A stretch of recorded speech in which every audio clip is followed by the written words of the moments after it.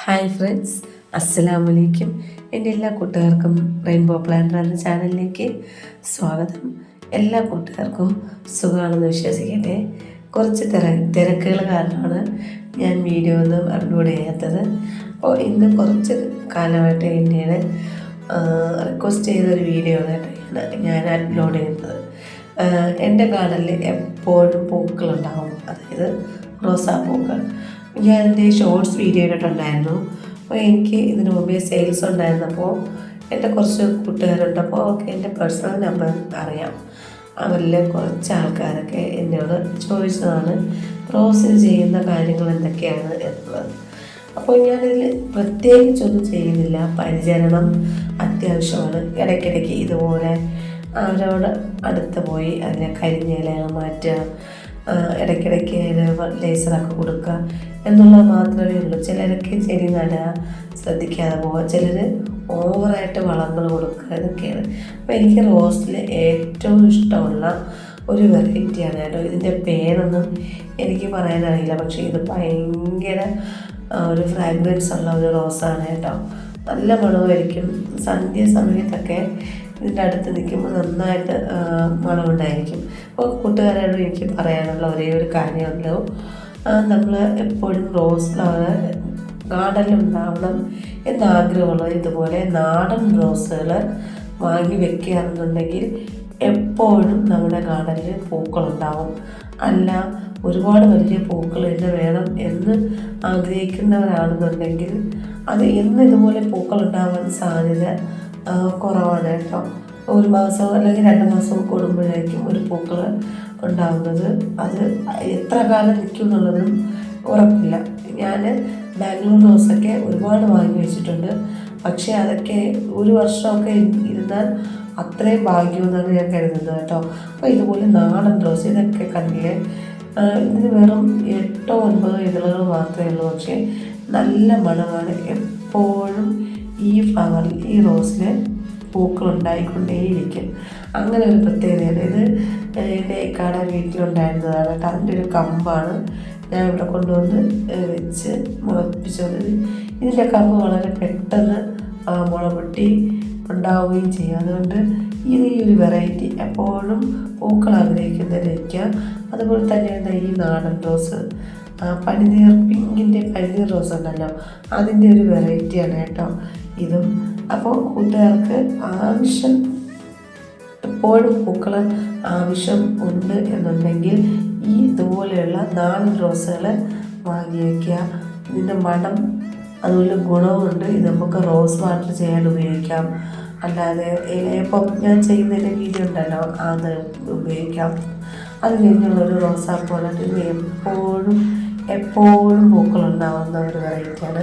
അപ്പോൾ ഇതിനൊക്കെ ഞാൻ പ്രത്യേകം കൊടുക്കുന്ന വെള്ളം നമ്മൾ വീട്ടിൽ ഉപയോഗിച്ച് കളയുന്ന പഴത്തിൻ്റെ തോല്, അതുപോലെ തന്നെ തേയിലച്ചണ്ടി, ഇതൊക്കെ, പിന്നെ ഇഞ്ചിൻ്റെ തോലുണ്ടല്ലോ, ഇഞ്ചിയൊക്കെ ചെതുക്കി കളയുമ്പോൾ അതിൻ്റെ തോലൊക്കെ നല്ല രീതിയിൽ ഉണക്കിയിട്ട് ഈ ചെടിയുടെ ചുവട്ടിൽ നിന്ന് അല്പം മാറ്റി മണ്ണ് നന്നായിട്ട് ഇളക്കി അതിൻ്റെ ചുവട്ടിലിട്ട് കൊടുക്കുമ്പോൾ ഇതുപോലെ പൂക്കൾ എപ്പോഴും ഉണ്ടാവും. നിങ്ങൾ ശ്രദ്ധിക്കുക. ചില സമയങ്ങളിൽ എനിക്ക് പറ്റാതെ വരുമ്പോഴൊക്കെ മുട്ടയുടെ തോണി അങ്ങനെ ക്രഷ് ചെയ്ത് ഇട്ട് കൊടുക്കും. പക്ഷേ ഈ ക്രഷ് ചെയ്ത് ഇട്ട് കൊടുക്കുന്നതിനേക്കാൾ ഏറ്റവും നല്ലതാണ് നന്നായിട്ട് ഉണക്കി പൊടിച്ചിട്ട് കൊടുക്കുമ്പോൾ പെട്ടെന്ന് തന്നെ വെള്ളം കിട്ടും. അതുപോലെ തന്നെ കിച്ചൺ വേസ്റ്റിൻ്റെ വെളുത്തുള്ളി, സവാളയുടെ തോല്, ഇതൊക്കെ ഞാനൊരു ദിവസം സോക്ക് ചെയ്ത് വെച്ചിട്ട് അതിൻ്റെ വെള്ളം കുറച്ചും കൂടെ വെള്ളം ചേർത്ത് ഞാനിന്ന് സ്പ്രേ ചെയ്ത് കൊടുക്കുകയും ചെയ്യും. അതിൻ്റെ ബാക്കി വരുന്ന ഭാഗങ്ങളൊക്കെ ചെടിയുടെ ചുവട്ടിൽ വേരിൽ നിന്ന് മാറ്റിയിടണം. അത് എപ്പോഴും ശ്രദ്ധിക്കണം. അല്ലെങ്കിൽ റോസ ആയിരുന്നാലും മറ്റേത് ചെടികളായിരുന്നാലും പെട്ടെന്ന് ചീഞ്ഞു പോകാനുള്ള സാധ്യതയുണ്ട്. അപ്പോൾ ബാംഗ്ലൂർ റോസിൽ ഒന്നാണ് കേട്ടോ ഇത്. നേരത്തെ കാണിച്ച ഓറഞ്ച്. അത് കഴിഞ്ഞ് ഇത് നാടൻ റോസാണ്. ഈ പൂവാണ് ഞാൻ ഇലയപ്പം ഉണ്ടാക്കാനൊക്കെ ഉപയോഗിക്കുന്നത് കേട്ടോ. പക്ഷേ നല്ല ഒരു വെറൈറ്റിയാണ്. ഭയങ്കര മണമാണ്. ഇതിൻ്റെ ഇലയ്ക്ക് വരെ നല്ല മണമായിരിക്കും. ഈ പൂ തൊട്ടിട്ട് ഇതിൻ്റെ കയ്യിൽ കുറേ സമയത്തേക്ക് അതിൻ്റെ ഫ്രാഗ്രൻസ് അങ്ങനെ കയ്യിലേ നിൽക്കും. അങ്ങനെ വീടിൻ്റെ മുറ്റത്ത് ഇറങ്ങുമ്പോഴും ഒരു മണം നമുക്ക് ഫീൽ ചെയ്യും. അപ്പോൾ ഞാൻ പറയുന്നത് റോസിന് മെയിനായിട്ട് നിങ്ങൾ ഈ തേയില വീട്ടിൽ ചായയൊക്കെ ഇട്ടിട്ട് ബാക്കി വരുന്ന ആ തേയിലയുടെ ചണ്ടിയുണ്ടല്ലോ അത് നന്നായിട്ട് ഉണക്കിയിട്ട് അത് ഒരു ബോട്ടിലിൽ ഇങ്ങനെ സ്റ്റോർ ചെയ്ത് വെക്കണം. അപ്പോൾ ആഴ്ചയിൽ ഒരു തവണ ഇതുപോലെ ഉണക്കി വെച്ചിരിക്കുന്ന തേയിലപ്പൊടിക്ക് അതിൻ്റെ കൂടെ നമ്മൾ ഉപയോഗിക്കാത്ത തേയിലപ്പൊടി ഉണ്ടല്ലോ അതും കൂടെ മിക്സ് ചെയ്ത് ഈ റോസിൻ്റെ ചുവട്ടിൽ ഇട്ട് കൊടുത്താൽ എപ്പോഴും പൂക്കളുണ്ടാവും. പിന്നെ പൂക്കളുണ്ടായി കഴിഞ്ഞാൽ ഹാർഡ് പ്രൂണിങ് ചെയ്യണം. ഹാർഡ് പ്രൂണിങ് ചെയ്ത് കഴിഞ്ഞിട്ട് നമ്മൾ എന്ത് ചെയ്യണം, ഇതിൻ്റെ ചുവട്ടിൽ നല്ല രീതിയിൽ മണ്ണൊന്ന് ഇടയ്ക്കിടയ്ക്ക് 2 ആഴ്ചയിലൊരിക്കൽ ഇളക്കി കൊടുക്കണമെങ്കിൽ അതിന് വേരിലേക്ക് വായുസഞ്ചാരം ഉണ്ടാവുള്ളൂ. അതൊന്നും എപ്പോഴും ശ്രദ്ധിക്കണം കേട്ടോ. അപ്പോൾ എപ്പോൾ നോക്കിയിരുന്നാലും എൻ്റെ പിന്നെ നേരെ ഗേറ്റിൻ്റെ വെളിയിലാണെങ്കിൽ അതുപോലെ റോസ് നിരത്തി വെച്ചേക്കുന്നത് കേട്ടോ. അപ്പോൾ വരുന്നവർക്കെല്ലാവർക്കും മെയിനായിട്ടുള്ള നോട്ടം ഇതാണ്. അപ്പോൾ നാടൻ റോസുകളാണെന്നുണ്ടെങ്കിൽ എൻ്റെ സജഷനാണ് കേട്ടോ. നാടൻ റോസുകളാണ്. പൂക്കൾ എപ്പോഴും കാണണം, മണം എപ്പോഴും നമുക്ക് ആസ്വദിക്കണം എന്നാഗ്രഹമുള്ളവർ റോസിൽ നാടൻ റോസ് സെലക്ട് ചെയ്യുന്നതാണ് ഏറ്റവും നല്ലത്. ഒരുപോലെയുള്ള റോസുകൾ ഒരുമിച്ച് നിൽക്കുന്നത് കാണാനും അതൊരു ഭംഗിയാണ് കേട്ടോ. അതുകൊണ്ട് ഇപ്പോൾ റോസ് കളക്ഷൻ എന്ന് പറയുന്നത് എനിക്കൊരു ഹരമായി മാറിയിരിക്കുകയാണ്. അതുപോലെ തന്നെ റോസിൻ്റെ ഒരു പന്നീർ റോസ് എന്ന് പറഞ്ഞിട്ടുണ്ട്, ഒരു പിങ്ക് കളറിലെ. അതിലും ഈ ഇരിക്കുന്ന ഈ റോസിനേക്കാളും നല്ല ഒരു ഫ്രാഗ്രൻസാണ് കേട്ടോ. എനിക്കത് ഭയങ്കര ഇഷ്ടമായിട്ടുള്ള ഒരു റോസാണ്. റോസ് എന്ന് പറയുമ്പോഴേ എനിക്ക് കൂടുതൽ ഇഷ്ടമാണ്. അപ്പോൾ ഈ റോസിന് ഏറ്റവും നല്ലത് ചുവന്ന മണ്ണാണ്, റെഡ് സാൻഡാണ് കേട്ടോ. അപ്പോൾ അതായിരിക്കണം മാക്സിമം നമ്മൾ ശ്രദ്ധിക്കേണ്ടത്. ഞാൻ പറഞ്ഞിരുന്നില്ലേ പന്നീർ റോസ് പിങ്ക് എന്ന്, ഇത് ഭയങ്കര മണമാണ് കേട്ടോ. നിങ്ങൾ വിചാരിക്കുന്നത് പോലെയൊന്നുമല്ല, നല്ല മണമുള്ള റോസാണ്. അത് കഴിഞ്ഞിട്ടുള്ള എനിക്കിഷ്ടമുള്ള റോസാണിത് കേട്ടോ. ഇത് പൂവൊക്കെ വന്നു കഴിഞ്ഞാൽ നല്ല ഹാർഡ് പ്രൂണിങ്, 2 ഇല വിട്ടല്ല, ഒരു 3-4 ഇല വിട്ട് താഴേക്ക് ഇത് മുറിച്ച് വിട്ട് കഴിഞ്ഞാൽ വളരെ പെട്ടെന്ന് ഇതിലും ഒരുപാട് ബ്രാഞ്ചസ് ഉണ്ടാവും. അപ്പം ഇതേപോലെയുള്ള റോസുകൾ നിങ്ങൾ കാണുകയാണെന്നുണ്ടെങ്കിൽ നിങ്ങൾ വിട്ട് കളയരുത്, വാങ്ങുക, വീട്ടിൽ കൊണ്ടുവന്ന് വയ്ക്കുക.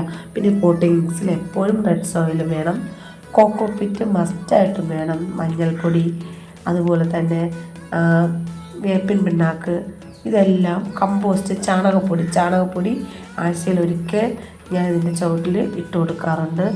മാക്സിമം അതാണ് ഏറ്റവും നല്ലത്. ഇതുപോലെ ചെടികൾ എന്തെങ്കിലും അതിൻ്റെ ചുവട്ടിൽ വളർന്നു വരുന്നുണ്ടെങ്കിൽ അതൊക്കെ മാറ്റി കൊടുക്കണം.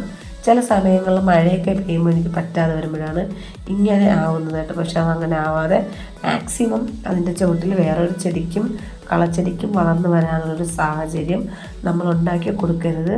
അതിനെ മാക്സിമം നമ്മൾ ക്ലിയറാക്കി കൊടുത്തുകൊണ്ടേ ഇരിക്കണം കേട്ടോ. അപ്പോൾ നിങ്ങൾക്ക് ഈസി ആയിട്ട് ഇതുപോലെയുള്ള നാടൻ റോസുകൾ, ഞാൻ എപ്പോഴും പറയുന്നതാണ്, നാടൻ റോസുകൾ നമുക്ക് വാങ്ങിയിരുന്നാലും പൈസയ്ക്ക് വെർത്താണ്. അപ്പോൾ നിങ്ങളെല്ലാവരും നാടൻ റോസ്, നാടൻ ചെടികളിലോട്ട് തിരിഞ്ഞ് വരിക. നമുക്ക് എപ്പോഴും ഗാർഡനിൽ പൂക്കൾ എപ്പോഴും നിറഞ്ഞു നിൽക്കും. റോസാപ്പൂക്കൾ ഇഷ്ടമുള്ളവർക്ക് എനിക്ക് ഭയങ്കര ഒരു സന്തോഷമാണ് കേട്ടോ ഈ പൂക്കളെ കാണുമ്പോഴും അതിനെ തൊടുമ്പോഴും.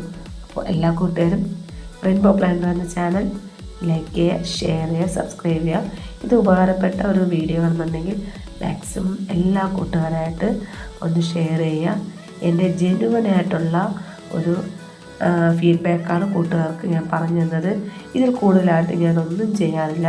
എൻ്റെ വീട്ടിൽ വരുന്നവരെല്ലാവർക്കും എന്നോട് ചോദിക്കാനുള്ള ഒന്നേ ഉള്ളൂ, ഈ റോസിന് എപ്പോഴും ഇങ്ങനെ പൂക്കൾ എങ്ങനെയാണ് വരുന്നത്? അതിനുള്ള ഉത്തരം ഞാൻ തന്നിട്ടുണ്ട്. അപ്പോൾ എല്ലാവരും സപ്പോർട്ട് ചെയ്യണേ. Thank you.